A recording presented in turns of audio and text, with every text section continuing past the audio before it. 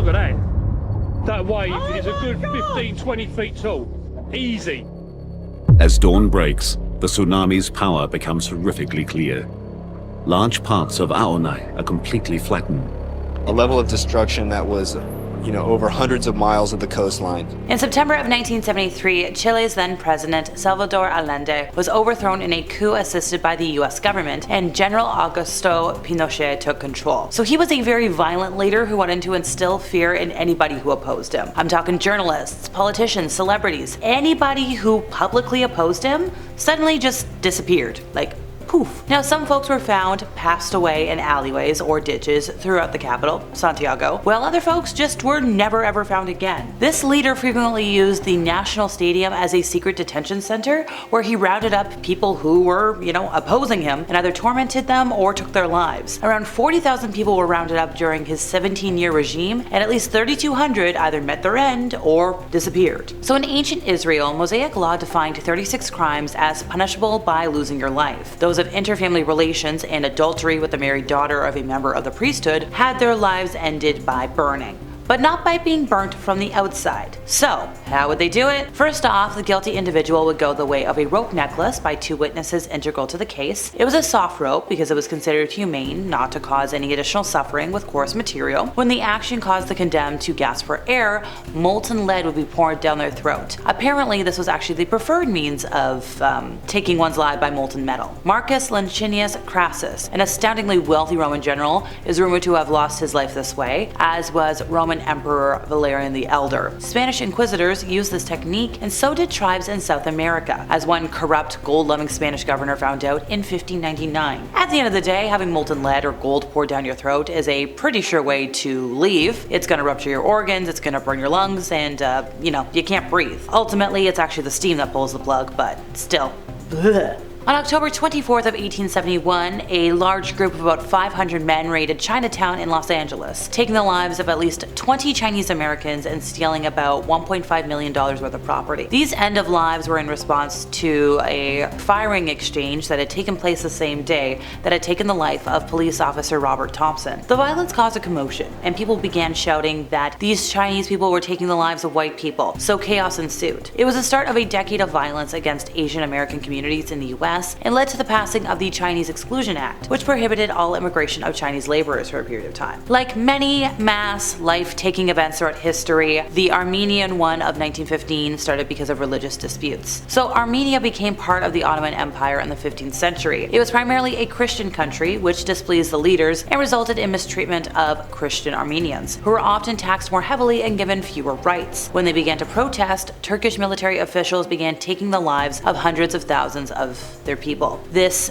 mass life-taking event began in 1896, but it was in 1914, after the Turks entered the big world mass event on the side of the Germans, that the mass big life-taking began. Military leaders felt that Armenians were traitors, and on April 24th of 1915, they took the lives of hundreds of Armenian leaders, which only led to more violence against the Armenian people, which continued until 1922. More than 1 million lives were lost between 1915 and 1922. I cannot stress that enough. That is too many lives. At the time of the First Babylonian Empire, the emphasis was on balance. The principle was the law of retaliation, and this was central. So if you bopped somebody's teeth out, your teeth would be knocked out. If you're going to commit perjury, you would lose your tongue. If you committed a crime that involved genitalia, you would lose that genitalia. Granted, it did not apply equally to everybody. Like a free man harming or even taking the life of somebody lesser than him would usually only be fined. And this style of punishment extended to the ends of lives as well. Somebody caught looting a house fire would lose their life by being thrown into the burning building. Also, if you burgled somewhere, then you would meet your end at the site that you had burgled from. Negligence could also be punishable by loss of life. Builders were put to the end of their lives if one of their construction projects collapsed and took somebody else's life. But once again, the inequality of servitude before the law was evidenced here too. Line 218 of the Babylonian Code of Hammurabi specified that if a surgeon were to lose the life of somebody in servitude through malpractice, they only had to replace the person in servitude. Mithridates was a soldier who lived and fought during the First Persian Empire. So one night, they were imbibing at a royal banquet, and they betrayed the confidence of their king. Now this king, who was embarrassed and infuriated,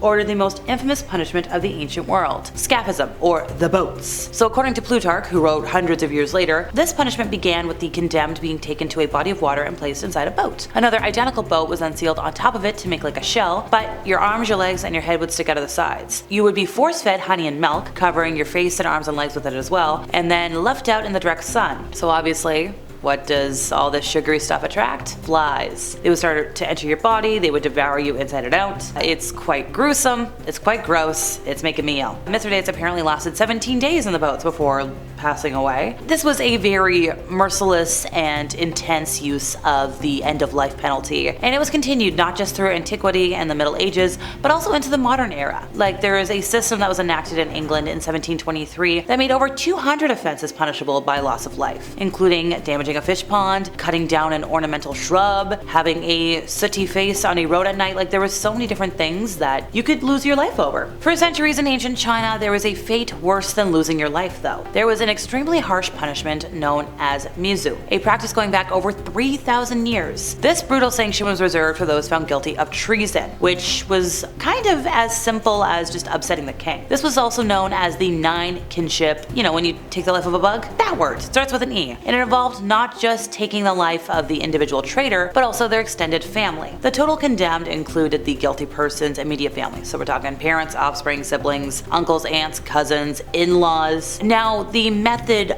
of taking these lives used on these unfortunates was typically passing by slow slicing. In 338 BC, an official named Shang Yang got on the wrong side of the king and was sentenced to this, and they were dismembered, and the top of the body, yeah, that got taken off as well. Even as late as the 18th century, there were cases of this type of punishment being used against rebels and traitors. It was not officially repealed by the Chinese government until 1905. A popular form of taking lives and punishing folks in the classical world was chucking offenders from a height, usually a cliff, and then the community below would see the painting of the ground being red. This legal lobbing from heights was used in ancient Greece, but the ancient Romans' use of it from the famous Tarpeian Rock is more well known today. Smallpox and other diseases took the lives of a lot of indigenous tribes when European settlers carried these diseases over in the 17th century, which was at least a century prior to the devastating outbreak beginning in 1775 that you know about. But during the late 1770s and early 1780s, indigenous populations were reduced by 50%, and there is speculation in recent history that settlers may have purposefully gifted indigenous people with infected blankets as a form of